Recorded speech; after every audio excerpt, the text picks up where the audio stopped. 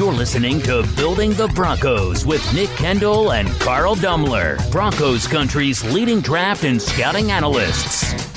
Head on over to milehighhuddle.com to sound off on all things Broncos.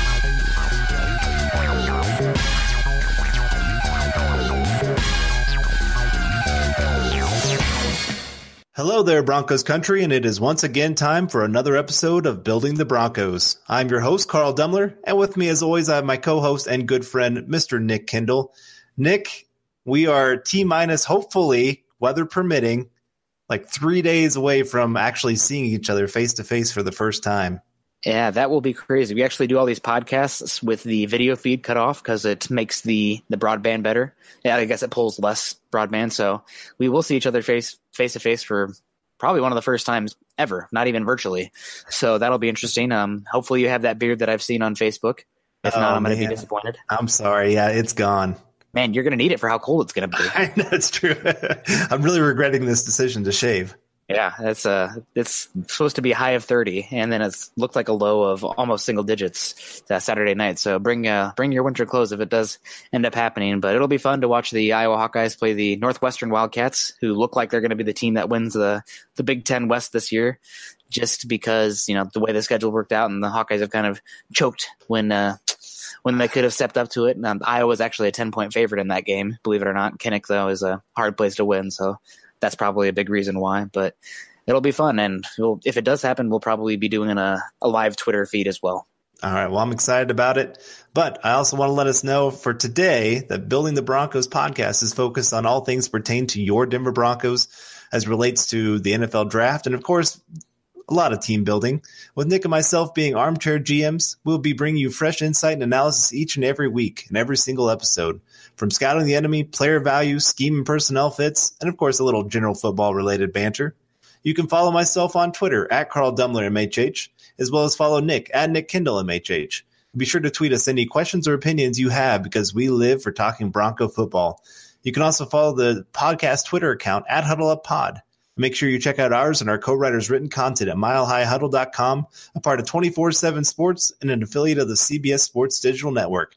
We know you listeners are as football, draft, and Bronco crazy as we are, so please give us a click and subscribe to us on iTunes as well as Stitcher.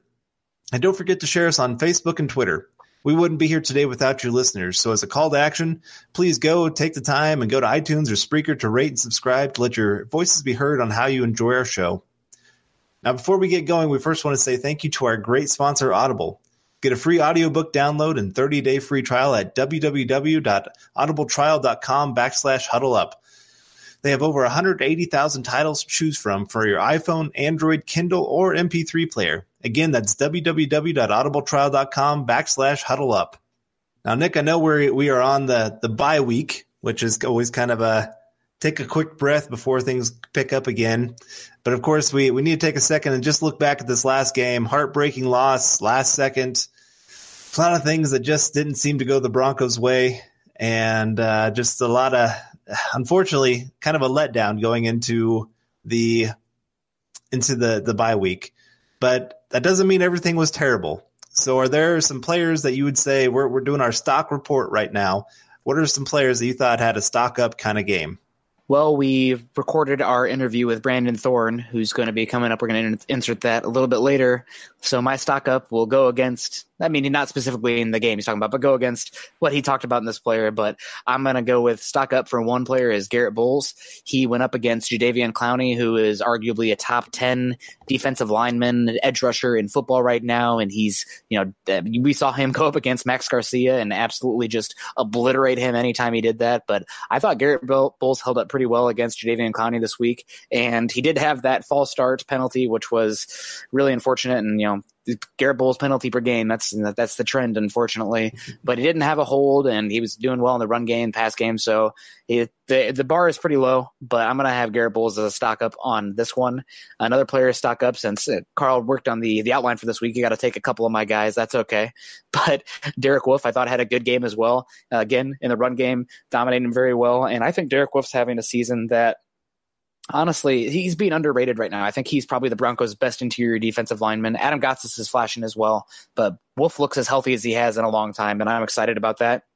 And then finally, probably I think the most misunderstood player on this Broncos roster right now as far as what he is asked to do and what his limitations are. If you just accept him for what he is and what he does well, you really can start to appreciate his game, and that's Todd Davis. Again, another guy, run stuffer more than anything, but he's playing that 3-4 defensive or inside linebacker, so he doesn't have as much meat in front of him as, say, a 4-3 team does in base. And he's still, he's dominating in the run game. He does a great job coming in and filling in the gaps. He's processing at a better speed than I've seen in a while. I don't see him making many mistakes as far as he was earlier in the season with the play action going on. And as far as filling and taking on blockers and then shedding them and making plays on the ball carrier, Todd Davis is playing at a high level right now. He's always going to be a guy who's limited as a pass defender. He's not Deion Jones out there as far as fluidity. He is a true box linebacker. He does have some pursuit ability, but if you're asking him to turn his back to the line of scrimmage and go up against a wide receiver, which has happened with a couple zone concepts, unfortunately, that's good scheming by their teams. But if you're asking him to do that, it's not going to be great. But if you just appreciate him for being a base inside linebacker that can really come downhill and be a plus player against the run, then you can really start to appreciate Todd Davis. And I think he's had a good game. And honestly, every single game since the Arizona game, I think he's been playing better and better. And he actually looks like a guy who's maybe even a bargain on his contract. That's how high I'm viewing his game so far since the Arizona game. Oh, very good list. Yeah. Sorry, I had to take a couple of years. I know. That's first okay. Come, first serve. That's normally it's me. So It's all good. All right. Well, I went with Bradley Chubb. This guy just continues to improve week in, week out, and is really becoming quite a star player. He's making more of an impact as a rookie than I thought he actually would. He's already at 8 sacks after 8 games, and he's on pace to break the rookie sack record. And I know some of his sacks have been coverage sacks. I've had some people talk about that. I've always not as good a pass rusher. His numbers are a little inflated on some things, but the Von guy Miller. just Miller. But the guy, he just makes plays. He's made life a lot easier for Von Miller on some things. And he's just a firecracker on the field. He's showing up a little bit more in the run game. He's getting some tackles for loss. He's figuring things out. And he looks like a cornerstone player for the next, hopefully, 10 years for the Broncos, barring injury. And so very, very impressed with his game. Can't wait to see where he ends up. And it just surprises me how few people are talking about his rookie season. But number 2, I have Case Keenum. Oh, my gosh, we have him on the stock up list. But actually, you look at – I saw this stat earlier. If you look at his stats since the first Chiefs loss, he's completing 65% of his passes, 283 yards per game, has 8 touchdowns to only 4 interceptions, and a 92 quarterback rating. That's not terrible. That's not a guy that's showing I'm the absolute reason we're losing every single game.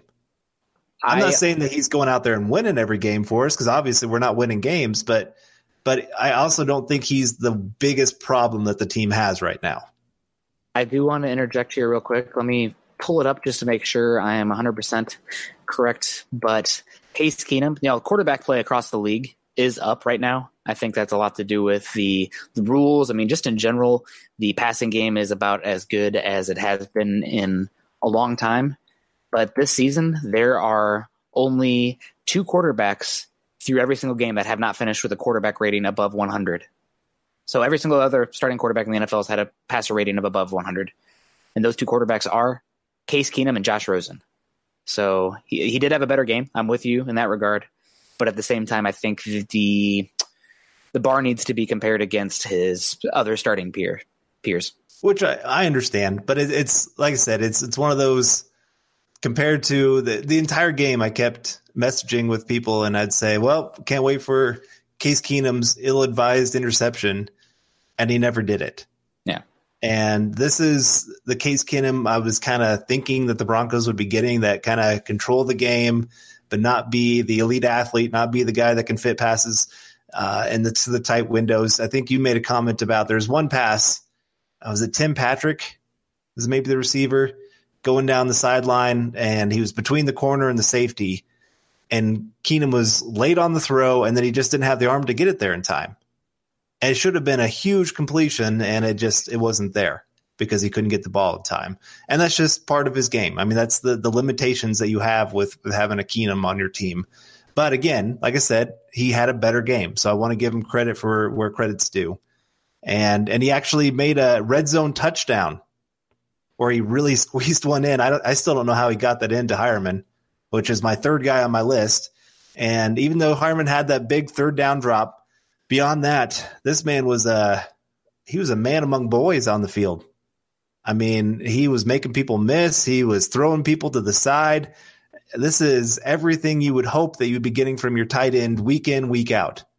It's just a matter of Hireman doesn't do this week in and week out. But still, I want to give him credit where credit's due. Had a great game, was offensive MVP by far. And if he could keep doing that, the Broncos might actually have a tight end. I don't expect that he's going to, but I'll appreciate the one good game that he's had in his career. Yeah, that's been big. And of course, he's doing it just in time for him to hit the free agent market. But it's good. I mean, they need to get him more involved, and I'm glad that they finally are targeting the tight end because that's something that Keenum likes to do. So if you're going to help your quarterback, at least do what he's comfortable doing. Right. All right, well, time for stock down. Oh, sorry. Go ahead. Yeah, I was going to say, well, I'll go first here for stock down since you went first for stock up. Max Garcia. Yikes. Oh, that was bad. Really, I heard really that bad. he got adopted after this game. Officially Jadeveon Clowney's son. He's going to be like Harry Potter locked in the closet kind of son because he's going to be embarrassed of him. If anybody saw the film article that I did, I highlighted that Mother of God, look out for Jadeveon Clowney when he's that hovering linebacker and coming off because they isolate him against a guard. And when he does that, he destroys guys. I mean, I was watching the Houston and Jacksonville game, and Jacksonville made Andrew Norwell the highest paid guard in football. He's not the best guard in football, but he's definitely up there. And Jadeveon Clowney sunned him like 3 times that game. And Max Garcia got sunned probably more than that. So, yikes, Max Garcia is deservedly on that list there. Definitely. Then Justin Simmons, he's been such a letdown. I mean, he was your dark horse to be that guy that really took that next leap and became one of the top safeties in football. And he just hasn't made it. I don't know if it's scheme, if it's coaching, or if it's just he just doesn't know what he's doing sometimes on the field. But there was a couple touchdowns in this game where he was out of position and you saw cornerbacks yelling at him going, "What are you doing? You're supposed to be back here helping me." And he wasn't there. And then going to a cornerback, Tremaine Brock, he was picked on left and right. Wherever he was on the field, that's where they were throwing it to. It just seemed like so. That secondary, they need an influx of talent. They need an influx of coaching. There's a lot of things wrong with that secondary right now. And it's just frustrating when you have such a great pass rush when it gets destroyed by the back seven that can't cover. Yeah. And it's crazy. DVOA has the Broncos defense as the 4th best in football. And looking at the team, and granted, I think a lot of that is because they've played some pretty dominant passing offenses and they've held them to, season lows.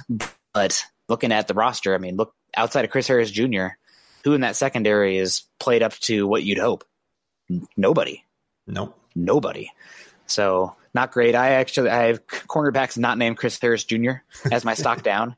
And I think Justin Simmons, another one as well, that's disappointed me this year. I feel like, I don't know if it's the helmet rules that are being enforced this year. He was pretty adamant about those in the offseason, outspoken, and he just looks like a guy he's been, honestly, it's not even the coverage that's been such an issue. It's not been great, but he's not been an open field tackler like he was before. I mean, he's always been kind of a skinny guy, but there was a play where it was an underneath tackle and he's not coming downhill. Instead, he looks like he's mirroring the dude who has the ball. Like, go make the tackle. I know you might be like afraid to miss the tackle or something, but you can't be playing that passive in the open field against a ball carrier. So yeah, he's been disappointing as well. My stock down, like I said, cornerbacks not named Chris Harris Jr. Adam Jones as well, not great. He looks old, and even in like punt coverage or kickoff return, punt returns, he doesn't look great either. So not great. Brandon McManus, those 2 missed field goals, he should have made that 51-yarder. It was a bad snap as well, but I mean, he's just not been clutch in his career, I would say. I mean, not many. I feel like he misses a lot of those ones where it's just like, man, Adam Vinatieri would have made that. Granted, best kicker ever, but we're talking about that clutch gene. And then finally, stock down, which also is a loss down for you coming up here, but Vance Joseph. There haven't been many games where you can point the finger almost squarely on Vance Joseph because there's been a lot of other issues going on. It's like a boat where you put your finger in one leak and another one springs up. That's been this season, at least the past 3 seasons, it seems like. But this game, wow, horrible clock management, play calling, etc. It was just bad. So stock all the way down for Vance Joseph. Very much so. Yep, he cost us that game. There's no way around that. I mean, he wasn't the only thing, but Booker's fumble and his clock management and play calling in the final 2 minutes of both halves. Boom, nailed it. That's what it would be. All right, well, let's move on to our next segment because we really want to give you a lot of time to listen to our guest speaker today because he has a lot of knowledge to drop on all of our fans, and we love it. But we want to move on to our forward progress versus loss of down segment. And for forward progress, I decided, again, I want to give shout-outs to the people who deserve it after a good game, even if they've had a bad season. And we had a good punting game. He had a couple really, really nice punts in this game, that 59-yarders, that it was like, okay, this is what you should be doing in especially Denver, of all places, every single game. This should be a no-brainer able to do every single week if you're especially at home. And so it's nice to see finally a good punting game where actually it played a big part in the Broncos staying in this one and making them have to drive the entire length of the field. So very, very excited about that. Just need to see it moving forward. Can't be the worst punter in football after, have one great week and then go back to being the worst punter in football. But give him a shout out for this week. Hopefully it's a forward progress moving forward. For me this week, granted it was the Houston Texans offensive line, but the pass rush, Von Miller and Bradley Chubb look like they're starting to play off each other. The interior pass rushers are getting home. DeMarcus Walker had some plays, although there's some debate on how effective he was, if he was just cleaning them up. Eric Trickle's going to have an article on that, and if you know anything about me, you probably know my stance there. But the pass rush, looking good, getting better, and I'm excited about that because outside of quarterback, getting after the quarterback is the next most important thing in winning a football game as far as roster construct. So moving on for loss of down, another week, the Broncos do not win the turnover battle. That Booker fumble was actually the first turnover all season that the first turnover from the Broncos all season that Case Keenum wasn't directly involved in, either a strip sack or an interception. And man, it came at a horrible time. It resulted in 7 points for the Texans in a short field, really put the Broncos defense in an issue, although they had a solid game, but man, 2 third downs in the red zone and they gave up a touchdown on both of those. That really was unfortunate, but still solid game from them. But the turnovers, Broncos lost the turnover battle 1-0, and while the pass rush is getting home, it's not resulting in turnovers for the defense right now. So just turnovers in general, that's trending down, and it's something that really needs to be corrected if this team, with its limited offensive firepower right now, is going to compete with the next stretch of games, which honestly, I know the Broncos they were a bad team last year, so they're supposed to have an easier schedule this year, but it really doesn't look that way. They still have the Chargers twice, the Bengals, and the Steelers left. So those are some pretty tough games. Granted, they also get the Browns, the Raiders, and the 49ers, but still, that looks like a 3-4 stretch down the way if we're going to be betting on the lines and everything. Yeah. Well, my loss of down, you already mentioned it since you mentioned Vance Joseph, but the coaching staff in general, the odds of them staying with the Broncos after this season is slim to none. You might have a couple of them that carry over, as we've seen with a couple different coaching staffs. But otherwise, Vance Joseph, the record that he has, the decisions that were made, some of the things said afterwards of, I think our coaches are doing a great job. And no, there's a lot of things wrong. Players are now starting to speak out against this coaching staff. It seems like Demaryius Thomas opened this floodgates for other guys on the team just to come and kind of speak their piece on some of this. And it's not a good environment. And I think we all know that. I don't blame Elway for not firing Vance Joseph right now, because it just puts more on the other coaches to have to pick up the slack if he's gone, and it's not really going to improve matters at this time. But it's kind of one of those let's get to next offseason kind of things, because it's not the future is not on the Broncos right now, at least when it comes to coaches. All right, well, before we get to the interview with Brandon Thorn, I have to tell you about MyBookie. Sure, watching football is fun, but it's more entertaining when you have some action on the games. Guys, you've heard me talking about this for weeks now, and some of you are still on the sidelines. Whether you're an expert or a rookie, you should be betting at MyBookie. If you're the kind of guy that likes to bet a little but win a lot, like playing the numbers on roulette, you can create a big parlay.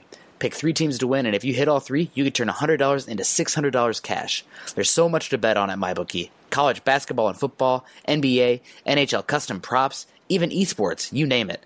MyBookie is one bet I know you'll be happy with all year. I recommend these guys because I really trust them. MyBookie has been in business for years, they've got great reviews online, and their mobile site is easy to use. Sign up this week and MyBookie will give you a 50% deposit bonus to jumpstart your bankroll. It's a great way to bank even more money when you win. Also make sure to follow at BetMyBookie on Twitter. They personally respond to every mention and DM, not to mention that they're giving away more than $10,000 in free money to their followers this football season. You'll be the first to know as soon as the new odds and props are posted. Don't miss out on one of the best weeks to bet on sports this year. Log on to MyBookie right now and use promo code Broncos100 and get the 50% deposit bonus today. That's promo code Broncos100. That's promo code Broncos100. You play, you win, and you get paid. All right, Broncos country. All right, well, we are very excited on the Building the Broncos podcast today to be joined by Brandon Thorn on Twitter as @VeteranScout and one of the better football draft tape analysts out there on Twitter, on social media right now. I mean, he covers a lot specifically as it pertains to trench football, the offensive line, the defensive line, et cetera, and just wanted to get different voices on here, get different experts on here, because I know Carl and I sometimes we can get a little bit rambling, so it's good to get some other perspective on here. So Brandon, welcome to the show. Thanks for coming on. Yeah, guys, it's my pleasure. Thanks for having me. All right. Well, first, before we get going, tell us a little bit about yourself. What brought you to this point? I know you have you've served. Thank you for your service. Veterans Day coming up, and tell us about your football journey. Yeah, so I left the military in 2014, at least active duty, and then I went into the Guard until 2016. But really, 2014, the end of that year is when it started for me. I left active duty to really pursue a career in football. And I was fortunate enough to link up with Ted Sundquist, former general manager of the Broncos. And he's a fellow Air Force veteran. He kind of took me under his wing and taught me a lot about scouting. And I joined his website at the time, The Football Educator, started a podcast with him, went to the Senior Bowl on his behalf, and really just learned as much as I could from him. And then from there, I linked up with Dan Hatman from the Scouting Academy, took a couple courses through their, organization, and then also got brought on staff after I was done, got invited to the Senior Bowl on their behalf as well, and just really started to network. I had always wanted to be an NFL scout, interviewed with an NFL team a couple of years ago. I've kind of ventured away from that a little bit, but still am open to it. But, scouting is something I've wanted to do for a long time. And since the Scouting Academy, it's just kind of been one thing after another. I've really tried to build a niche in offensive line play because, as I joined social media, especially Twitter, I realized there was, a need for it. There just wasn't a lot of people talking about it, shedding insight on it, hardly any video on it. There's just a lot of things that were, going unseen at the position and not talked about. So that's kind of why I built my niche there. And I had some experience in high school and stuff playing, and I had always really loved line play in general. So I figured that was a good place to go. So since then, a lot of people in the offensive line community, I've really tried to pick their brain and just, approach it, like I just needed to learn as much as I could. And guys have been good to me, LaCharles Bentley, Duke Manyweather, a couple other guys, former coaches, they've all just kind of taught me, a lot of what they see and, how to play the position and things like that. So, yeah, that's kind of how I've gotten to where I am now. And I'm, continually just trying to learn from, guys out there that know a lot more than me. And, but yeah, I love offensive line play and shining light at it because I just feel like still even today it just doesn't get enough recognition. But I think we've come a long way in the last few years. I get so triggered online, Matt Online, hashtag Matt Online. When the offensive line does well, not a peep about them. But when things go wrong, it's always the offensive line's fault, it seems like, Yeah. So really excited to have you on here, just get a little bit more insight and make not only the listeners a little bit more intelligent when it comes to offensive line play as it pertains to the Broncos, but also, Carl and I as well. Yeah. The first player that we want to talk about is an unfortunate one in this regard because he is out for the season, and that is Broncos center Matt Paradis. and he fractured his fibula, unfortunately, and he's going to be placed on IR and done for the season. And before that, he had 3,850 consecutive snaps to begin his career. He did start his first season on the practice squad, but he's been a really consistent piece for this Broncos offensive line, and I would argue the strength of the entire unit. And it's unfortunate to see him go down, but he's still a Bronco. There's going to be talks about him in the future this offseason, so it's important to kind of dig into what he does well and what he brings to the table and, his overall value. Yeah, so Paradis is a guy I've been, on saying that he's underrated really since his rookie year or, 2015 when he started playing. And I really noticed him at first that season with, what he did in the zone run game. And from there, from that 2015 season, I just think he's improved each year. I think he's, definitely a top 10 center. He's at certain points, he's, been a little higher than that. I don't think he's in, the tier 1 of the position, but I definitely think if you're, right below that, still one of the, better starters in the league at the position. Like you mentioned, hadn't missed a game since 2015 and hasn't missed a snap either. So, just a reliable guy. I would agree also with your point of him being the strength of the unit. For me, with Paradis, I think is, technically sound, very technically sound, I think he's equally effective in the zone and, power gap schemes in terms of his technique. Not the strongest or biggest guy or most athletic guy, but definitely a very technically sound guy. And I think that's where he wins, hand usage, leverage, pad level, taking proper angles, just very efficient guy, somebody who I've talked to several times as well.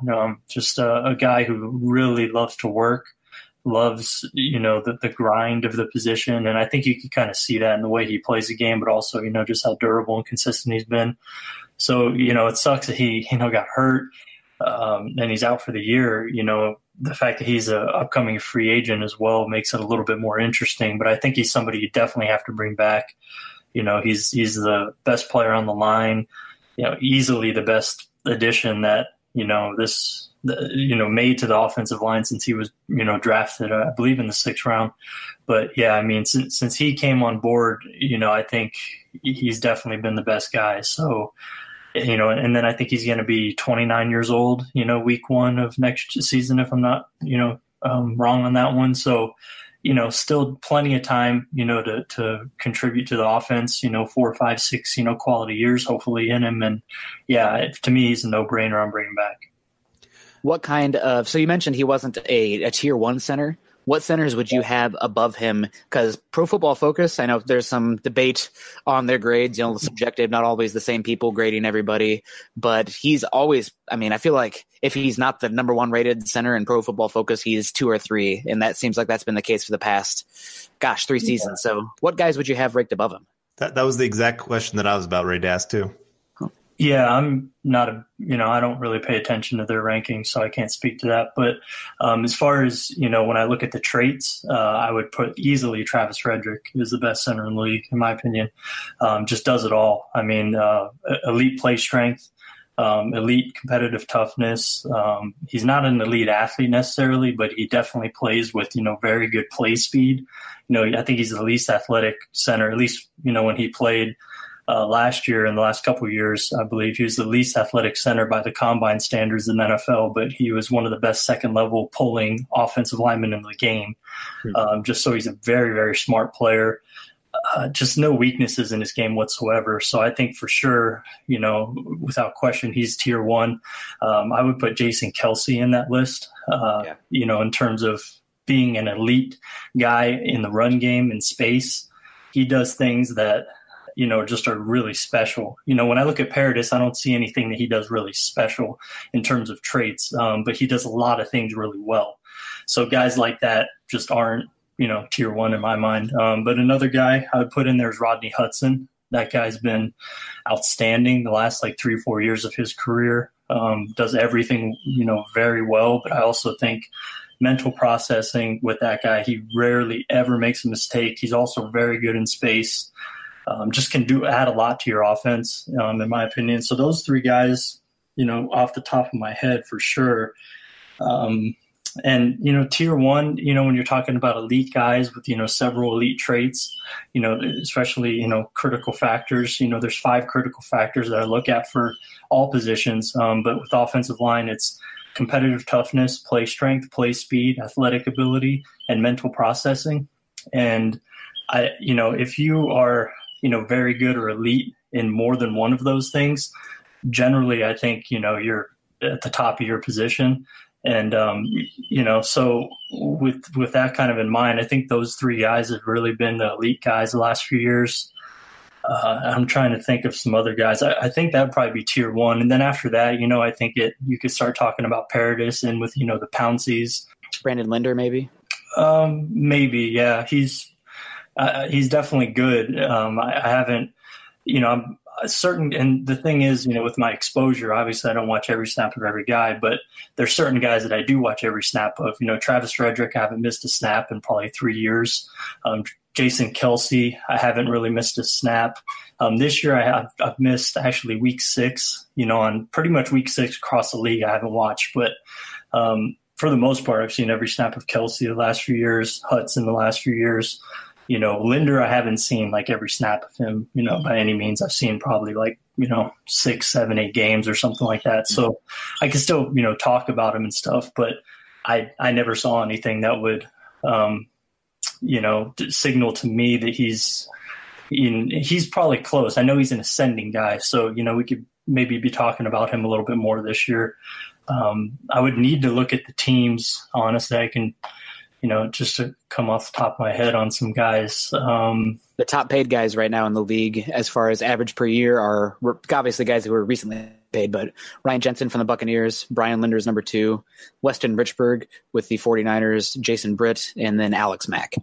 Yeah, Alex Mack is definitely somebody you could talk about tier 1.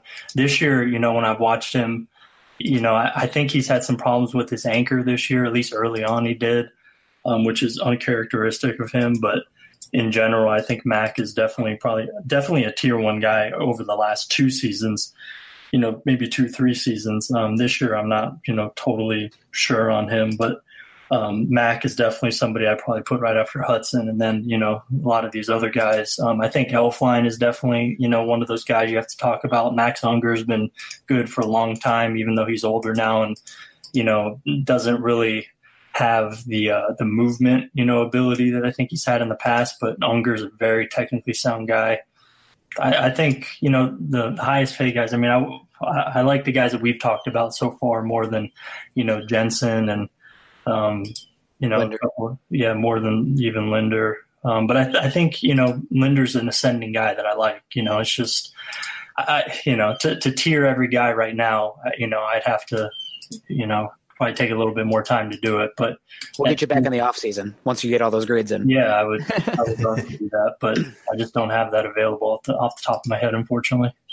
That's all good. All right, so you heard it here. Brandon Thorn thinks Matt Paradis is probably worth a big contract, and that probably means, obviously depending on injury, but given the last 2 contracts for centers, Ryan Jensen and Brandon Linder, we're talking in terms of $10 million plus a season. So that's a lot of dough. Luckily, the Broncos created some cash with the DT trade, so they'll have some money, and I don't think they're going to be bringing back Bradley Roby. So maybe Paradis is going to be a guy that rises to the top of the re-signing priority this season. But moving on to another offensive line guy here, probably the most maligned player on the offensive line for the Broncos. It's been a position of a lot of penalties and woes from Broncos fans watching the game, and that is former first-round pick Garrett Bulls coming out. He was the 20th overall pick and the first offensive lineman taken in that 2017 class, and he had a lot of warts coming out. That was considered not a great offensive tackle class, and even there was other guys like Cam Robinson, who's unfortunately out with an ACL injury this year, who's been up and down with the Jags, but there's tools there. And then Ryan Ramczyk, who hindsight's 2020, a lot of the Broncos fans and maybe the Broncos themselves are wishing they'd taken that guy instead. But we're going to focus on Garrett Bulls, and I've seen some tweets from you highlighting him from even back in his Utah days. So I'm curious about your thoughts on Garrett Bulls, what he was coming out, whether he was worth that pick, and issues currently and projections going forward. Yeah, so Garrett Bulls, I wrote a full scouting report on him actually when I was with Inside the Pylon, and we ranked, the offensive line, offensive guard, centers. He was our 3rd offensive tackle in that draft. We had Cam Robinson, Ryan Ramczyk above him, and Taylor Moton below him. But Garrett Bulls, coming out, I think, when you looked at his tape and you looked at his, profile as a player, I think, the big things were, he had the length, that you wanted, the size in general, a little undersized, in terms of weight, somebody that I thought would need to definitely gain some weight, develop some, increased strength in his lower half, because one of the biggest concerns for me coming out on him, aside from technique, which I, gave him the lowest grade of all the traits I graded of him. And for the inside the pylon, draft guy, we had our own grading scale and everything, and we graded, it was 9 different traits, for each guy.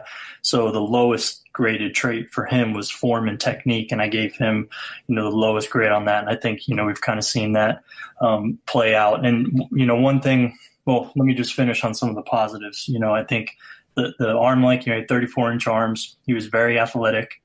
His athletic ability, I think, was probably the best thing that he had going for him on tape. And I think his competitive toughness was excellent as well. He was somebody who consistently finished blocks and played with that, chip on your shoulder type mentality that you want from offensive linemen. So just having athletic ability, toughness, and pretty decent size, those things were very intriguing. But the things that were very concerning were technique, play strength, and mental processing. His ability to, carry out his assignments, recognize things, decipher, complex blitzes, block the right guy in the running game in terms of releasing off double teams at the correct time, overtaking at the correct time, different things like that. So he was a guy, in my summary portion of the report basically said he had a very high ceiling and a very low floor, kind of a boom bust type of guy. And I gave him a 2nd round grade, which, in hindsight was, too high. I'm glad I didn't go 1st round, but, still 2nd round was, still too high probably at this point.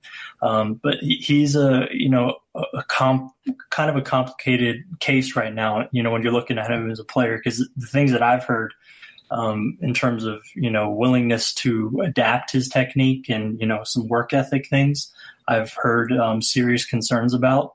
So that I think is maybe hindering him, in terms of, developing his technique a little bit, which is really unfortunate because, having the athletic ability and that, toughness that he plays with, if he could, develop his technique to even a solid average level, I think you have a pretty good player.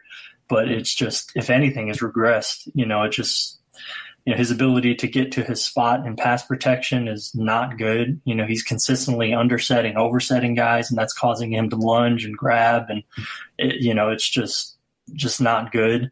And then he hasn't really, developed his, his play strength a whole lot. But I think it starts with technique with him. His technique is just not good at all, and I don't foresee it improving based on what I've heard about him. So it sucks, man. I mean, because the Broncos have consistently, just failed at what they've done on the offensive line. They finally, spend a 1st round pick on a guy, and Bulls, and it doesn't seem like it's going to work out. So yeah, he's just, he's been disappointing, and he was a really tough evaluation for me because of the things that I'm mentioning, like the really good, balancing the really good with the really bad, what can be developed, what can't. And when in my summary on him as well, I said, this is a guy that needs to go somewhere with an offensive line environment that is, renowned, somewhere that there's an offensive line coach who is a known developer. You think of the Steelers, the Redskins, Bill Callahan, Mike Munchak, Dante Scarnecchia, guys like that. Like, he needs to go somewhere like that. And when he went to Denver, I just, I wasn't super excited about that because, obviously the offensive line situation here has been very bad for the last, 3-4 years. So yeah, it's not a great environment for him. And at the same time, I haven't heard good things about him, in terms of work ethic and, willingness to adapt and, get better. So yeah, he's just been disappointing, I think. That is very frustrating. Oh, go ahead, Carl. I was just going to ask, would a move inside help him at all with that technique issue at all? So I don't think so because, at guard, I think your hand usage has to be very good because things happen so much quicker. Your hands are, I think, more of a factor inside than even at tackle because, your hands are getting on guys so quickly. So your placement, the timing, your grip strength, But also your base has to be very good. You have to play with great balance. Also play strength, I think, becomes a little bit more important inside. So none of the things that he's good at. I think, really, the athletic ability piece, I'd love to see him, even though I watched the game last week and he had a really nice pull last week where he kicked out a corner. But I'd like to see some of those things more, getting him in space, pulling, because those are the things that he excelled at Utah. They ran a lot of pin pull at Utah. I'd like to see him do more of that because in line, that type of stuff, he doesn't really have that precise, footwork and hand placement and things like that to really succeed in that area. I don't think guard would fix him, unfortunately. Well, that's too bad, especially another issue moving to right tackle is having to learn that technique, but having to do everything with the opposite hand. So yeah, it's scary times for Garrett Bulls. For me, watching him, the biggest frustration is that I feel like he starts games okay, technique-wise, and then once something goes wrong, he abandons that technique and just reverts immediately back to old habits, and that results to getting beat both outside and across his face, and that then results in penalties. Yeah, a lot of ugly penalties this year for him. All right, well, let's keep moving along here with the offensive line, and here's a guy that's a lot of Bronco fans had no clue what in the world was going on with the coaching staff, and that was Connor McGovern. A lot of people thought this guy was really coming into his own this season, and then the coaches decided to bench him. Yeah. So is there something that us as fans are missing, or is it just the coaches made a huge mistake of thinking that he was one of the major problems on the offensive line? Yeah, that was kind of surprising to me, as well, especially because there wasn't necessarily anything behind him that got me excited in terms of, backups or whatever. So that was surprising to me, and I don't have a whole lot of insight into, their decision-making process on that one, unfortunately. But, from what I saw on him, he was a guy I didn't really watch coming out of Missouri. So, I wasn't really familiar with him. So this year when I, watched him for the first time, I was like, man, we have a guy here who's, playing pretty solid. I think, especially in the run game, somebody who, is able to generate some movement at the point of attack, plays with, good play strength, I think, and, really, really like his competitive toughness and the way he plays the game in terms of his, mentality on the field and, the way he finishes blocks and stuff like that. So just that alone for me, especially considering with what the Broncos have had at the offensive line lately, that to me was enough to be encouraged about and to, see what they had there for the rest of the year, for all the reasons I just mentioned. So, yeah, I was surprised by that. I was taken back by that for sure. I didn't really understand it. I know he didn't have a great game the week prior to him getting benched. Leonard Williams killed him. Yeah, pass protection, is definitely somewhere where he's not a well-rounded guy, I would say, necessarily. And, his pass protection doesn't match his run blocking yet. But I think that is definitely the harder aspect in a lot of regards because of the quality of competition on the interior defensive lines right now in the NFL is outrageous. I think it's the deepest position in the NFL. So, when you're facing the quality of athletes and the quality of players that you see on the interior defensive lines on a week-to-week basis, you're just going to get beat in pass protection if you're inexperienced and, you're new, and don't have a lot of, time at the position. So those are just lumps that I was willing to take, just kind of, from a outside perspective on McGovern. And just hope that, coaching and, correcting things in the film room and stuff, you would see the improvement, as the year went on, but to bench him, as quickly as they did, I don't know. It just seems kind of, odd to me, maybe a little bit of an overreaction, but, I'm glad he's, back in and getting playing time now. And, we saw him at center a little bit last week and, maybe he has an opportunity to play center a little bit, moving forward. I think that's interesting. Right now, I don't, you don't have anything to lose. I mean, if, I was just thinking about this before we get on the call, like what would be the most exciting lineup for me to see at the offensive line. And, for me, I would like the idea of trying him at center. And, for me, Billy Turner before this season, I always thought of him as a guard, never as a tackle.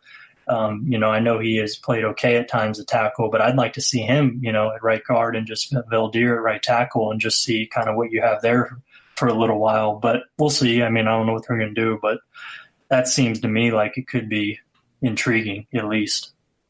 I agree completely. I think that's what I would roll out as well, although I do have some interest in Elijah Wilkinson and on the practice squad as well, Andreas Knapp, maybe getting some snaps as well, because let's be honest, where the Broncos are at right now, it's evaluation time. Yeah. Knapp was a guy who was really intriguing coming out. I heard he really struggled to pick up playbook and stuff like that when he was in Atlanta. But, I think the physical tools there are very intriguing with a guy like that. I think he's a guy from out of the country. I forgot what country he's from, but Denmark.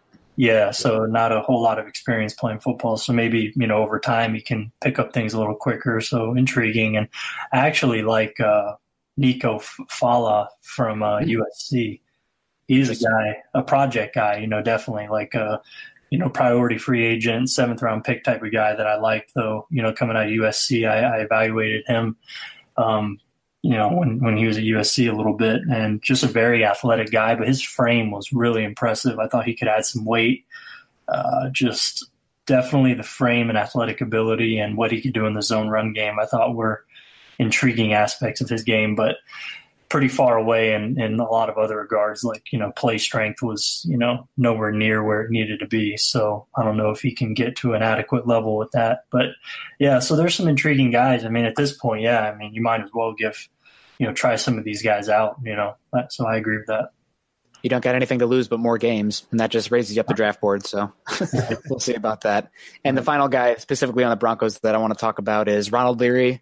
Broncos paid him a pretty good contract when he came over 2 seasons ago, and he's played pretty solidly. I mean, he's not a top 5, top 10 guard in the NFL. That's fine. But now he's been injured. He tore his Achilles, and he's an older guy. And the reason he went undrafted, a lot of people thought he was going to be a 2nd, 3rd round pick coming out of Memphis, but they discovered a degenerative knee issue with him. So there's questions about his health going forward, and he's definitely one that I could see being a cap casualty, which, I mean, you don't want the Broncos offensive line to get worse because it's already been an issue this year, especially with pass protection. But at the same time, an older guy, big contract with injury concerns, it could be a guy that's, moved on from. If they keep him, he's $9.375 million against the cap. But if they release him this offseason before the June 1st deadline, they would save $7.625 million. So what are your thoughts on Leary? Worth bringing back, or is it somebody that you think, cap wise and everything, that might be better to move on from?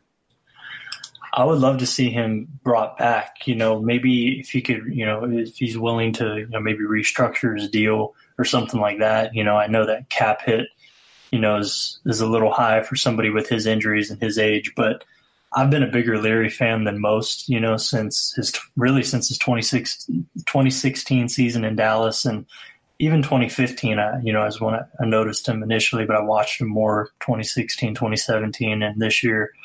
But yeah, injuries, and the age are definitely valid concerns at the cap that he's at, the cap hit that he's at next year. But when you look across the landscape of left guard play in the NFL, I think that he's better than a lot of left guards. I would say he's better than at least 15 of the left guards in the league. So you're talking about a top half left guard in the game on an offensive line that has a lot of weaknesses.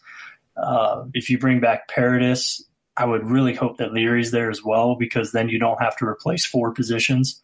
Yeah. I'd really like them to only have to, look at maybe replacing 2 or 3 as opposed to 3 or 4. So I would hope that they do everything they can to bring back Leary for another year. He played right guard last year, never played that position before. I thought he performed admirably at it, considering how uncomfortable he really was at that position, which, I don't think he really let on a whole lot, but he was very uncomfortable. A lot of talk. He was pretty irritated about that, from what I heard. Yeah, I've spoken to him personally about it several times. For him to do that, I thought was, a pretty, just good thing to see from an offensive lineman, which most offensive linemen, I guess, are like that. They're pretty unselfish. So that was cool to see. And, I would like to see him at left guard again, and just to get another shot, at staying healthy and playing. So if they could somehow restructure, that would be great. Because, I just don't want the offensive line to go into another offseason, having to replace 3-4 positions, and you have a guy who I think, you can make an argument when he's playing at the top of his game, which, at times we've seen that the last couple of years, is a top 10, top 12, at worst top 15 left guard in the league. So yeah, I'm a fan of Leary, and I think that they should work hard to figure out what they need to do to get him back. Well, it was tough this last week watching Garcia at left guard just get destroyed play after play. I mean, they sent Clowney after him almost every single time, and it just got scary for the quarterback, especially him. Yeah, Clowney should be playing more 3-tech in that. I mean, they do it a fair amount, but man, anytime you isolate him against a guard, watching the film, heading into this, it's games that match. He's a freak. Oh yeah, they really started doing that last year under Vrabel, and it was so much fun to watch last year. He was and doing the same thing this year, but yeah, he plays everywhere, and I love the way they use him. Just kind of, I call it like a lurker. He's just lurking around back there playing linebacker, and he just picks a gap and goes to it. So he can do A, B, C, D gap. It doesn't matter. He's special. So, but yeah, Garcia's, below average at best. So when you have special versus below average, it's going to go how it went. Oh yeah, that was scary. Yeah. Well, you talked about the Broncos possibly needing to replace a couple guys this next year. Looking at the 2019 free agent group, and I'm guessing some of these guys will probably get re-signed by their teams just because offensive line, trying to find the right guys, you do what you have to do. They get not overpaid, but I mean, demand is high. They get paid pretty good in free agency. But is there any guy in the 2019 free agent class that really sticks out that you think Broncos really need to push hard to go get that kind of guy?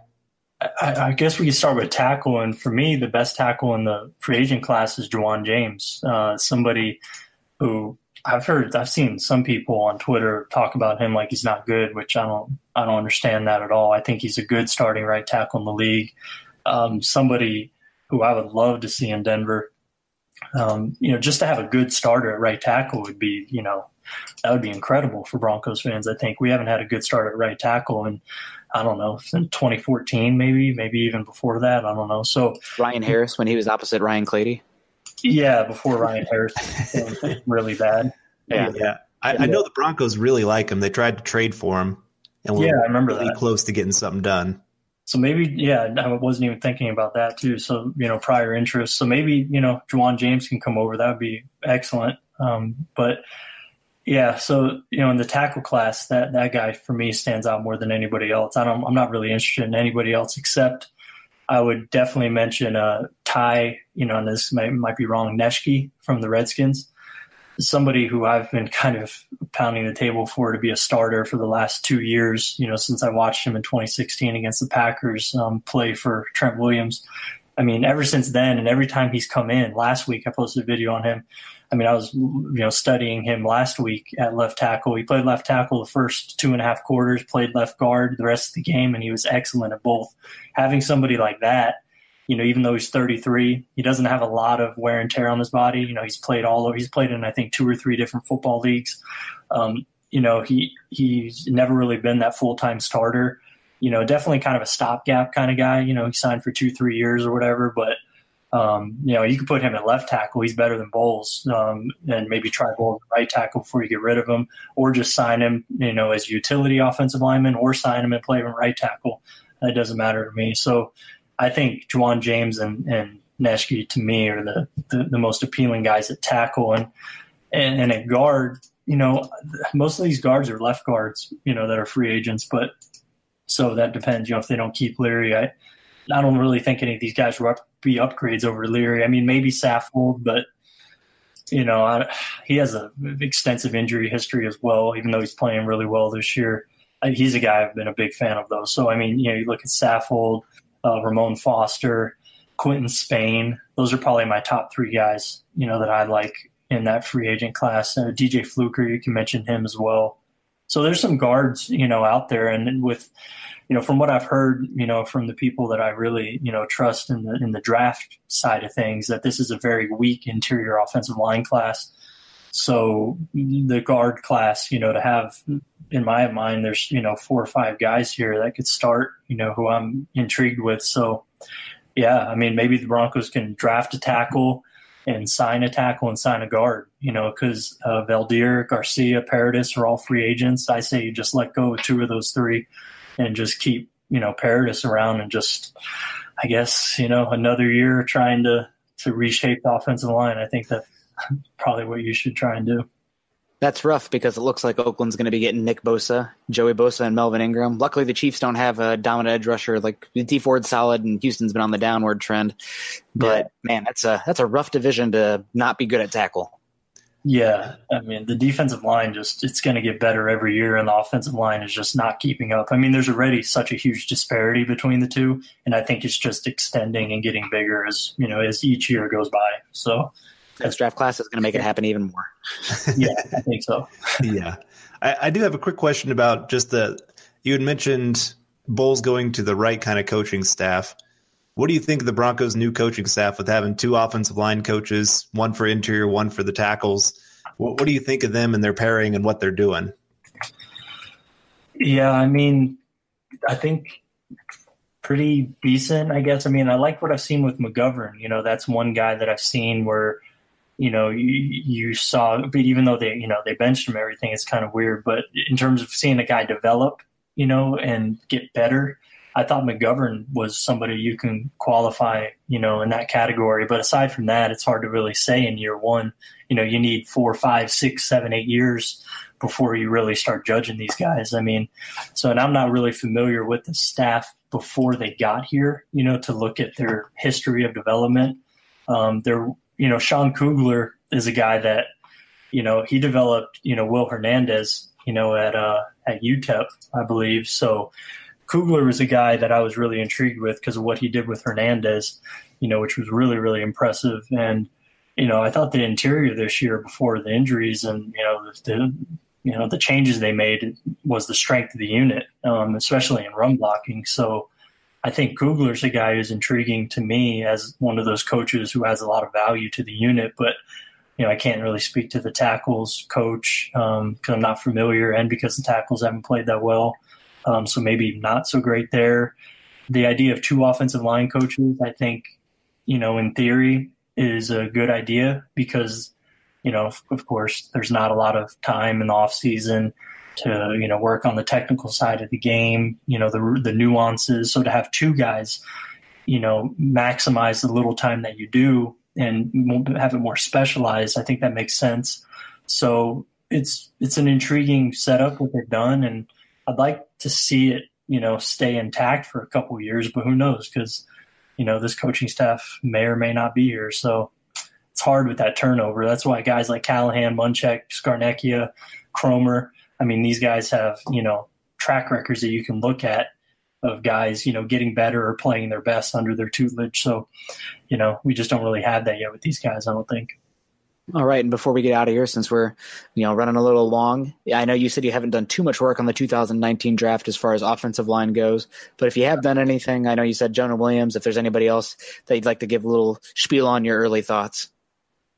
Really haven't done a lot on the draft at all. I typically don't until December at the earliest, but usually like January, February. I'm so, entrenched in offensive line play right now. It's like, that's in defensive line play and just NFL, film that I just don't have any time because I really watch every game every week in, the NFL, and I try to watch as many players as I can in units. So just not enough time. But Jonah Williams is a guy, I thought he was the best tackle in football last year. I thought, and I think, of course, he's the best tackle in football this year. So for a guy to be the best tackle in the college game, in 2 years in a row and not even be draft eligible until this year, and with another year of eligibility left, I think he's special. And the reason why I think he's special is not so much the physical traits. I don't think he's, Trent Williams or anything, but technically, I think he is very, very special. So to have a guy as technically sound as he is, just with his pass sets, getting to his spot, hitting his set points, hand usage is just masterful. So a guy like that, I think, is a no-brainer. I mean, every team in the league with a tackle opening, I think should want him. So, yeah, I'm a huge Jonah Williams fan. But aside from that, I just don't have a lot of other things to say about offensive linemen yet. And I know this defensive line class is loaded, so I'm going to be really intrigued to really kind of dive into these guys. I just haven't yet. Last thing about Jonah Williams here, a lot of people that at least I've spoken with think that he might be a guy that's a candidate to move inside just due to lack of, I guess they're worried about length and athleticism on that edge. I mean, technique obviously can overcome that. We've seen that with Ramczyk versus Bulls. But is that something that you think is a possibility with him, or is that just NFL getting ahead of itself? Gosh, I hope not. I mean, I just – that doesn't make any sense to me, because I think that he could be very good at tackle. And also, if you're looking at NFL tackle play in the NFL right now, there is a huge need for tackle play right now. There's nowhere near even – there's not 32 total quality starting tackles in the world right now, left and right tackle combined. I would say there's probably quite a bit less than that. So, if you have a guy that's, very, very good in the SEC for, 3 years in a row, the day he stepped on the field as a true freshman, was very good at right tackle, played left tackle last year and left tackle this year, and is very good. I don't see how you could possibly move him to guard, especially considering where the NFL's at right now. I mean, I think he could step in day one and be better than half the tackles in the league. So, not that he's going to be Trent Williams, Tyron Smith, but I think he could be, a very good player.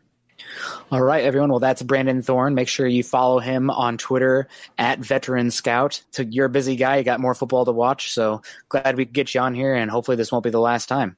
Yeah, hopefully not. Thanks, guys, for letting me come on here and talk, and it was a lot of fun. We really appreciate it. And happy Veterans Day to you. Thank you. I appreciate that. All right. Well, that was a great interview by Brandon Thorn. And if you guys enjoyed that, you got to think about becoming a Mile High Huddle VIP subscriber. Mile High Huddle's approach to covering the Broncos isn't just about reporting the news, although we do pride ourselves on being able to relay you all the breaking news on the Broncos as it's happening in real time. But what we like to focus on is breaking down the Broncos from an in-depth perspective, from all 22 film reviews, X's and O's, deep dive on player evaluations, and everybody's going to be turning their focus soon to the NFL draft. We save our best and most in-depth content for our premium members, the VIP subscribers.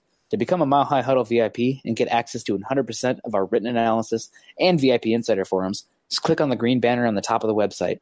Click the monthly or annual option, and you'll be locked in. From there, you get access to everything we produce, which includes any insider information we pick up along the way. We work hard to bring you the best Broncos coverage and analysis on the web. We ask you for your support by becoming a VIP subscriber. Pull the trigger, and you have my word, you will not be disappointed. All right, Carl. Well, we had that big interview there, and we already talked about the last game, but we had some questions on Twitter that you called out for the masses, so I'm going to let you lead this section. All right. Well, we had Atwater for a Hall of Fame. He was wanting us, and like I said, you said, these are just questions for during the bye week when you don't have a game. Just kind of think of the future of this team, which that's what we're about, building the Broncos. He wants us to highlight some young players that should get more playing time going forward and evaluate what they have shown on tape so far. I think obviously you're going to see the wide receiver core is a big area where the Broncos are going to do a lot of evaluating. Obviously trading DT away, that was a big part of it, was they wanted to see these youngsters get their chance. So hopefully we're going to see some Tim Patrick. We're going to see Hamilton. Yeah, Hamilton is another one that I think is going to get a lot of playing time once he gets healthy. And I'm very, very excited to see him on the field. You know how much I love Hamilton. And it's a great musical. Do what? It's a great musical. Yeah.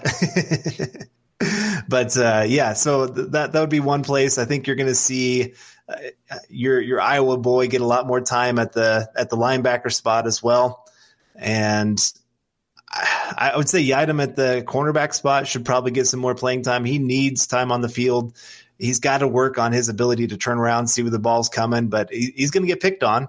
I mean, that's just part of it. But what cornerback's not getting picked on, not named Chris Harris right now? So I guess you can't really do too much worse than what's already been shown on the field so far. And you had talked about in our interview about the idea of getting some of these youngsters on the offensive line in there, and it's going to lead to some problems. I mean, that's just going to be part of it. Offensive line, a big part of it is communication. So you put in some youngsters and kind of mix things up, it's going to lead to some miscommunications. But again, this is about evaluation. This isn't about trying to make the playoffs at this time. The odds of the Broncos making the playoffs with their schedule that's still left and just the chaos that's kind of going on with this team, it's slim to none. And so a few miscommunications is worth getting the opportunity to see which players are worth moving forward with and which ones it's time to just go ahead and cut bait. Yeah, I can't disagree. Pretty much any player that you don't foresee being here next season, that you have younger options behind them, probably should look that way. So that means maybe even moving on from a guy like Tremaine Brock or Adam Jones, who 1-year deals have minimum issues if you do actually release them. Create space. Get not only create space on the roster, but create playing time. Let's get Isaac Yiadom out there. And also let's bring up Brendan Langley. I mean, he's probably going to be a guy that gets a shot again next season. Well, you know what? He was green. Toss him out there to the Wolves. And if he stinks, you already have some film to analyze for next season. You have a better idea rather than holding out hope for a guy that's not going to have it. And also getting them playing time. I mean, that gives them a heads up, a false start, if you will, on the development for next season. So giving them something to work on, some tape to analyze, and areas that they can see, okay, well, I got my toes wet, and now I know what I need to work on, and hopefully I'll be better by the time OTAs and everything roll around. So that applies for Yiadom, and that also applies for Brendan Langley, in my opinion. And so getting rid of a guy like Adam Jones, Tremaine Brock, whether you're holding them, releasing them, or keeping them on the depth chart, I feel like you need to get those young guys playing there. Same can be said, however, not releasing, but I think I would consider putting Brandon Marshall and Darian Stewart on injured reserve. They're young guys on the off-ball linebacker spot, Josie Jewell, A.J. Johnson, Keyshawn Bierria, that could, be in line for some playing time. And the Broncos defense probably is going to be worse for that kind of move. But at the same time, it's not about this season and winning this game. It's about getting those guys experience, developing them, and having a better idea of evaluating them going into the offseason and next season. And the same can be said about safety. You got Sua Cravens coming back, who is probably going to be getting more and more playing time going forward, but Darian Stewart, I highly doubt is going to be here next year. There's talk that he may retire even, and don't get DeMonte Thomas out there. He flashed in preseason, haven't really seen too much of him this year, but I feel like he's somebody that you would be wise to get more and more reps just to see what he has. You got to evaluate the youth there, and honestly, it's mostly on the defensive side of specifically in the back seven that I see that happening. Also, DeMarcus Walker should be getting more reps, although again, go look at Eric Trickle's film piece if you haven't yet. And that's kind of, Eric and I are on the same wavelength when it comes to Walker, but still, I think it's time to evaluate, develop, grow, and think about not only 2019, but 2020, because this team is not competing this season. And odds are next season is still going to be a development season as well, because it's probably going to be a new coaching staff. Right. Well, Tim Lucas, he wanted to know how the Broncos can become a winning team again. Who are some head coaching candidates and quarterback options and so on? Well, let's start with the head coaching candidates, just some names that we've heard. We've heard three main names, and the first is actually a guy, he's a head coach right now for the Baltimore Ravens, but there's a good chance that they are mutually going to decide to move on. That's John Harbaugh, and there's a lot of connections to the Broncos. You got Gary Kubiak, who used to be his offensive coordinator back in, was it 2014? Yes, it would have been 2014 because it was a year before Kubiak came on. Yep. So obviously, 2015, then we won the Super Bowl. So It had to be 2014. But that's a big name that's being thrown out there, that there's mutual interest from the Broncos and from John Harbaugh that it would be a good fit. Supposedly, yeah. So, there's a lot of time left. Maybe Baltimore goes on a run because they do have a good team there. They have some decent players there at least. So we'll have to see on that one. Matt Campbell. And this is a name that not many people are probably going to know, and some people are going to be like, what, really? This is a guy? He is the head coach for Iowa State. Now, when you're thinking football, and especially if you're listening to this podcast and you hear us talk about Iowa football, we don't talk about Iowa State a whole lot. But he has helped turn that program around and have them go from a laughingstock to taking down some top teams. And the Big 12 has a lot of – they went into Oklahoma last year and took down Baker Mayfield. Yeah. Norman. And you know how big on this podcast we've been of Baker Mayfield before the draft. So there's a lot of good things going on there. He's taken a lot of, kind of like your University of Iowa team, you take a lot of 2- and 3-star, 1-star players and have them compete against some very, very top programs in the country and win some big games that most people wouldn't see. And so he's very good at development. He's very well liked. He's very well respected.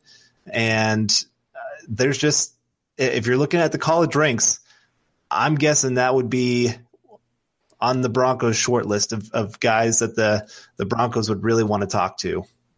And I have heard that teams and some people have reached out to Lincoln Riley, and it does not sound like he's going to be coming out. So you can ixnay that one. There you go. Listening. So, yeah. The other one that I would like to highlight, I mean, obviously Jim Bob Cooter is an interesting name. He has a connection with the Broncos. He was a quarterback coach here before, but he's had some up and downs, and I don't think he's on the Broncos short list. And then there's LaFleur with Tennessee, who honestly, Tennessee has not been that great this year offensively. Granted, they have issues elsewhere, but that's somebody that there is some interest for him, but I wouldn't be surprised if teams are a little bit hesitant to bring him in after struggling his first season at offensive coordinator, because when you're behind Sean McVay, how much are you actually doing? That's a valid question. So we'll see there.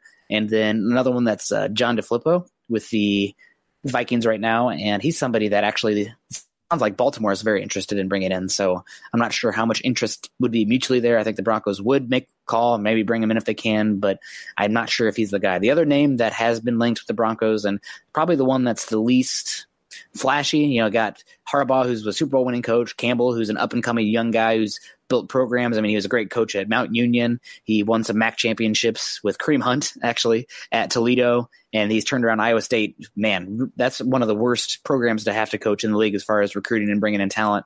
And he's turned them around really quick and made them compete. I mean, they're ranked, I think, 23 right now in the college football playoff rankings. So that's the other one. But the last guy, Jim Schwartz, probably the least flashy of the group, but he had success in Detroit, especially in Aaron Rodgers' heyday.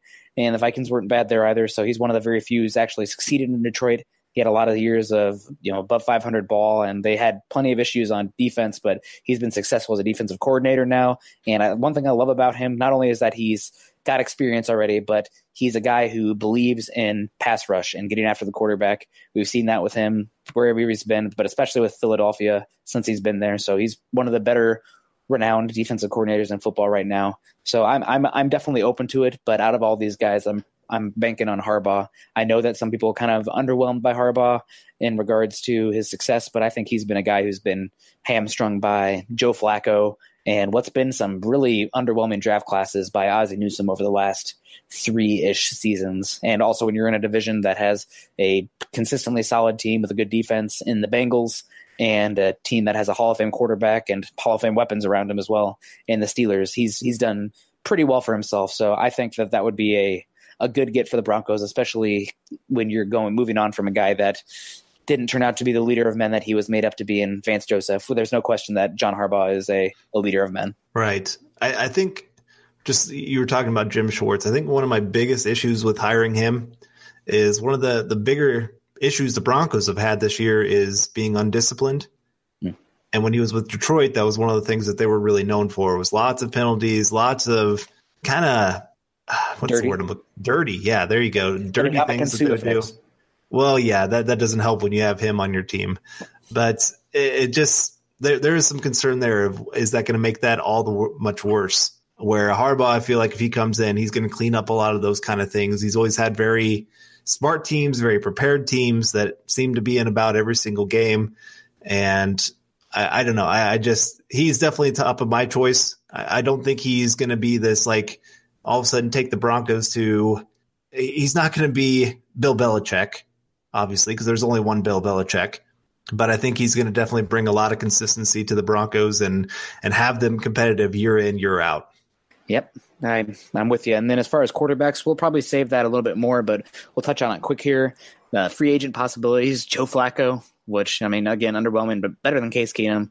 Ryan Tannehill, meh. And then Jameis Winston, maybe is another guy. All of them probably upgrades to Case Keenum, but not to the point where you're eating Case Keenum's contract as well as paying them what they're probably going to get. So meh. And then the quarterback draft class, we still got a bit to go as far as evaluation, but it does not look like a great class, at least round one. Justin Herbert's been after his great performances against Stanford and Cal, he's not lived up to that yet. He still has amazing tools, great accuracy down the field, et cetera, et cetera. But, I mean, he's not the same level player that Darnold, Rosen, or Mayfield were coming out. And then after that, I'm not touching pretty much anybody with a round 1 grade.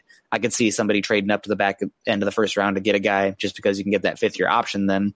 But Will Grier, Drew Lock, Daniel Jones, I just don't think any of them are first-round quarterbacks as far as what I'm looking for in evaluating. All of them have mechanical flaws or pressure flaws or the tool flaws, et cetera, et cetera. So I could see the Broncos looking day 2 to bring in a guy that will fight with Keenum and then still gives the Broncos a chance to evaluate the position again round 1 in 2020. And honestly, I think that's what I would be looking to do if I were them based on their situation. But if I had to bet, I think you probably got Case Keenum starting again next year. Right. And I talked to somebody about this earlier a couple weeks ago, actually. And they're saying, look at some of the teams around the league. The Bengals were one that they went AJ Green in the first and then went Andy in the second. You look at the Raiders going Mac in the first, then Carr in the second. And so it's not unheard of to decide to do that and be able to find a successful quarterback and be able to be successful in this league. I just don't think you're going to find that complete all-star, but it's enough to give you at least a little bit of hope. And I don't mind if the Broncos throw a 2nd round or 3rd round pick at a guy this year and then go 1st round the next year. Honestly, it's not a bad way to do it. It can keep your quarterback position cheap.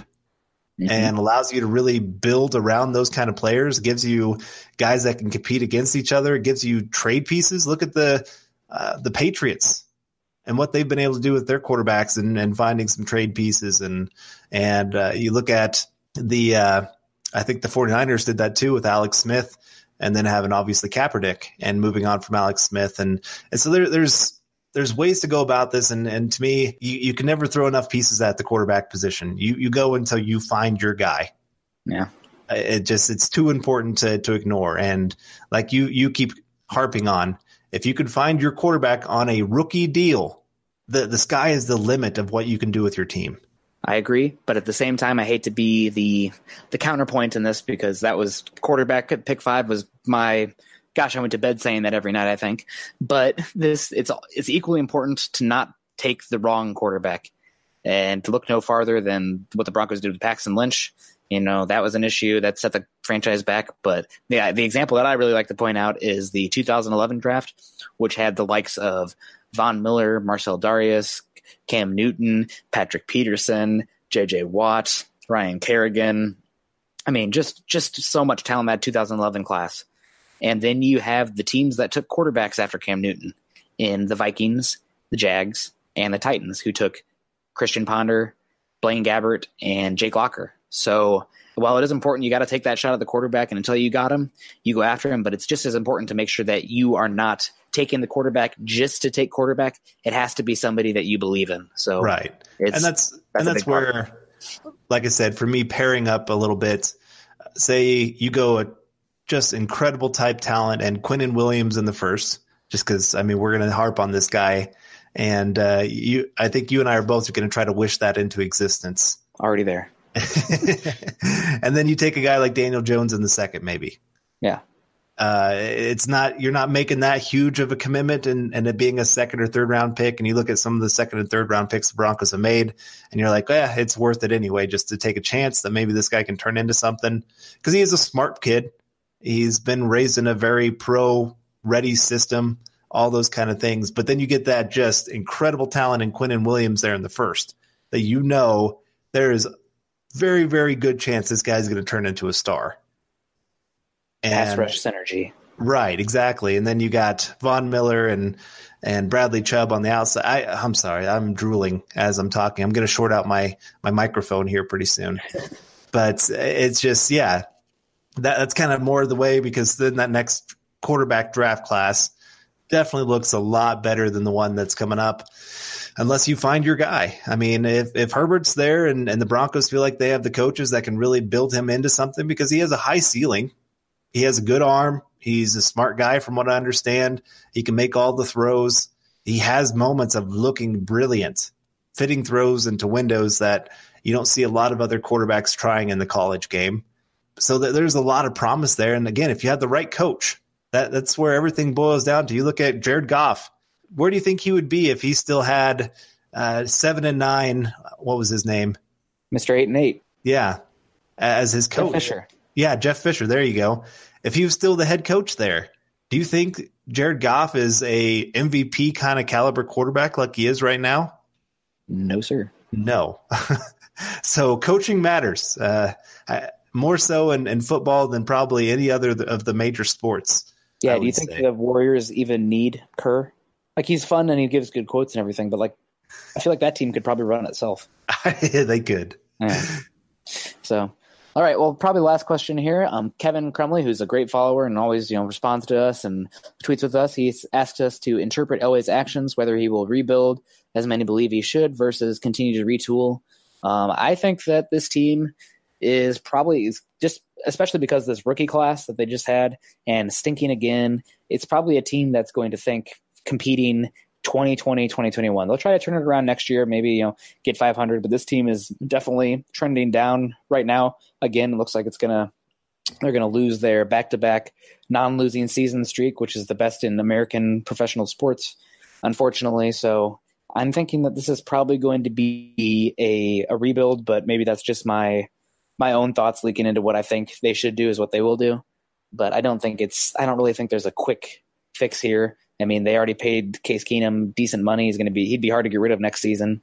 And because of that, it's probably more of a 1 to 2 season, but they need to show progress. They need to stack young talent. I think that's the most important thing. Yeah.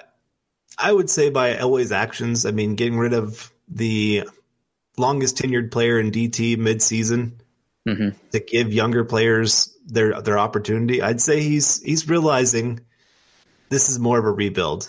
And just some of his words as well, where he's not talking about the Super Bowl or bust kind of mentality. He's just kind of saying more, well, we're going to hold the course now and see what we can do moving forward. I feel like that's a very big change in the way that he's viewing this season compared to past seasons.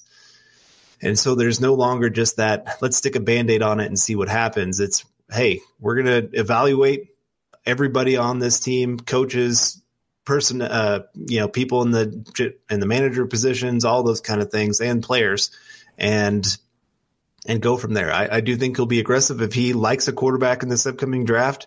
And I think the big thing is going to be Elway, Kubiak, and the others all agreeing on one guy. And if they all can agree on one guy, then they're going to go after him. Otherwise, I think they're probably going to hold true to their board and just try to add more talent. Like you said, stack a good draft on top of a good draft. This last draft was the best draft that Elway has ever had. Man, he did get Von Miller in one of his drafts. I know, but beyond Von Miller, Franklin was decent. Depth, the best depth draft, but like we said, if you can get a Hall of Fame player in a class, that kind of tilts it. Like we talked about with the Chiefs getting Patrick Mahomes. I would just argue because we know about Von Miller already. We don't know yet enough about this class to make that claim. That's a good point. Sorry to be contrarian. It's just like that 2011 class when he hit Von Miller that changed the franchise. It did. But this is a class that's looking very, very good and one that you can really build off of. And you got some core pieces that you could maybe really build around. Yep. And so if you can stack another good draft, like I said, you don't go out there and reach for a quarterback just because you know you need quarterback. You said it. This is maybe a 2-3 year project to get this team back where you want it to be. And unfortunately, there's a lot of teams that try to take shortcuts and try to put a Band-Aid on a huge gash, and it's not working very well. And then they find themselves in cap hell, and they continue to remain in that middle class area that nobody wants to be in, that 6-10 to 8-8 area. But I don't know. I just feel like Elway's making some different moves that he's not made in the past. Yeah. Well, it's from what we know, Vance Joseph's a dead man walking right now. So it's either way, it's going to be a transition. So it'll be interesting to watch that. But yeah, we will see. I'm as big as I was on quarterback last year with the 5th overall pick. I am pretty darn concerned about reaching on the wrong quarterback this year. I feel like if the guy's not there, don't force it. So that's maybe I am maybe I'm just a little bit concerned. All right. Well, last bit here, I actually asked a poll on Twitter about 3 hours ago, and I actually have a pretty good response right here, over 130 votes. And the question is, what would be the most fun for the Broncos to draft round one, assuming non-quarterback? And the categories are cornerback opposite Chris Harris Jr., interior defensive line between Von Miller, Bradley Chubb, a 3-down linebacker to replace Brandon Marshall, or an offensive tackle / offensive guard / offensive line, 3 exclamation points, because I was expecting that one to get a fair amount of votes. And before we get into the numbers right now, Carl, I'm curious, what would you say? If you had to rank those 4, what would you say? So I did vote on your poll. Oh, you did? Okay. I wanted the 123 votes that you got. Okay. And I went inside defensive line because I love pass rush. And again, my problem is I've been watching Ed Oliver and Quinnen Williams the last 2 days. And I don't even want to watch anybody else because they're just so explosive. It just, the thought of them being on the Broncos and getting after the quarterback with Von Miller and Bradley Chubb, I just think about this past game with Houston and having Clowney and J.J. Watt and Marcellus and just who's going to block all these guys. And you look at the AFC West with now Patrick Mahomes, and you get an athletic guy up the middle. Oh my gosh. I feel like you could actually compete with Patrick Mahomes. I hope. Yeah. But so I put that as my number one. Then I would probably go offensive tackle, offensive guard, number 2, just because it's that position that it seems so hard to find top talent. And it's not just the Broncos. Don't sit here and say Elway can't draft offensive line, because it's every team in the league is absolutely trying to find offensive line talent. And then third, I'd go with cornerback opposite of CHJ.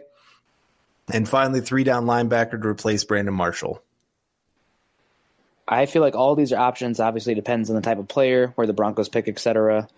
But the way it's trending right now with 123 votes, I'll leave it open just to see where it goes. But right now, cornerback opposite CHJ is number 1 with 33% of the votes. Then it's really close. I mean, the top 3 are all really close. After that, it's interior defensive line between Von Miller and Bradley Chubb. After that, it's offensive line at 25%. The interior pass rusher was 29%. And then all the way down at 13% is the 3-down linebacker after Brandon Marshall. So maybe that says that people are higher on Todd Davis and Josie Jewell going forward than I thought they were. But yeah, it's an interesting one. Obviously, quarterback, I would say the biggest needs on this team, looking at the roster, is probably cornerback, quarterback, and offensive tackle. But man, getting the way this class is shaping up with an interior pass rusher. I mean, you talked about Ed Oliver and Quinnen Williams, but also Raekwon Davis on Alabama is 6'7", 5 technique, can kick into 3 technique monster. And then Jeffrey Simmons is also a gosh damn goon. So there's a lot of really talented interior pass rushers. So it depends on how the board falls, but I think it's a good spread, and it's kind of a double-edged sword, or a positive and a negative, because the Broncos have so many needs that they can go so many different directions and just let the board fall as it may. They don't need to force anything in the draft, but the Broncos have a lot of needs. So, we'll see which way it goes.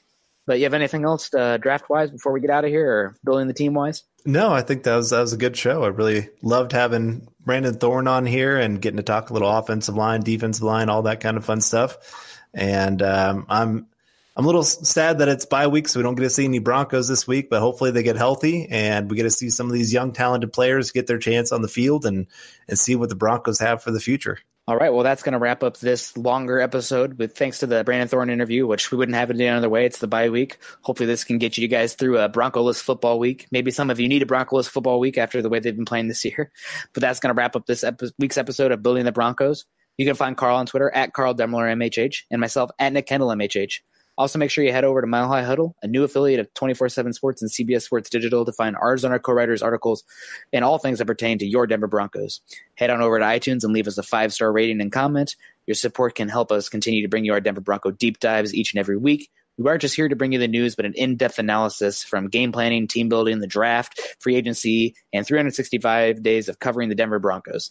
You can follow the Building the Broncos podcast and all our other great audio content by subscribing to the Huddle Up podcast on iTunes and for Android users Stitcher, as well as check us out on YouTube.